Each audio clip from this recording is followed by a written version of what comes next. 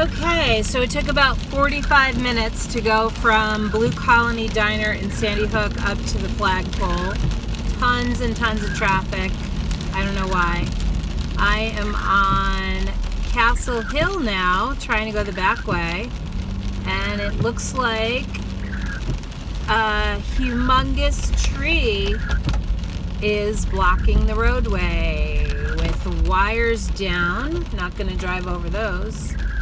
And cars are turning around. This is crazy. Oh my goodness. Good thing I have a Jeep. Holy cow. Wow. Oh my God. More wires down in the road. Phew, that was scary.